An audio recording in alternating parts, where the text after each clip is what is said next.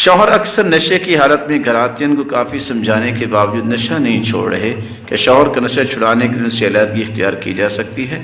رسول اللہ صلی اللہ علیہ وآلہ وسلم نے نشے کے بارے میں واضح حکم دے دیا ہے۔ شراب یہ خباثتوں کی ماں ہے، دنیا کے اندر فحاشیوں کی جڑ ہے، ہر برائی کی جڑ ہے، اور لعنت ہے شراب پر، شراب پینے والے پر، شراب پلانے والے پر، شراب بیچنے والے پر، شراب خریدنے والے پر۔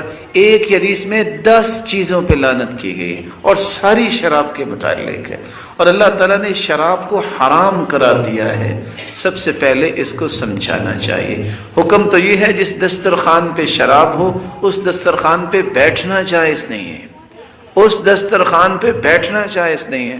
تو نشئی انسان جو ہے، اس لیے حدیث کہتی ہے کہ جب انسان نشے میں ہوتا ہے یقع علی عمتہ وعلی خالتہ، اللہ تعالیٰ معاف فرمائے، نہ اس کو پتہ چلتا ہی میری خالہ ہے یا پپو ہے، سب سے زیادتی کرنے کے لیے تیار ہو جاتا ہے۔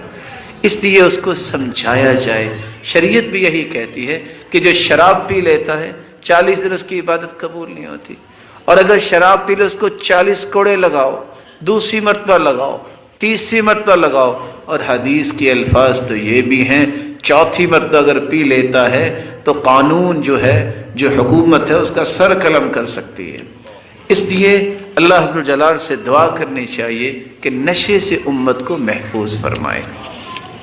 اور آپ کے شاید علم میں ہو، یہودیوں نے جو بات طے کی ہے وہ کیا طے کی ہے؟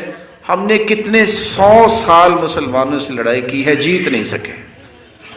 کأس خمر وغانیہ تفعلان ما لم تفعل 1000 مدفعہ، کہتے ہیں ایک گلاس شراب کا اور ایک رقص کرنے والی، گانا گانے والی بس امت اسلامیہ میں بھیج دو، 1000 ٹینکوں سے جو نقصان نہیں آپ مسلمانوں کا کر سکے یہ دونوں چیزیں کر دے گے۔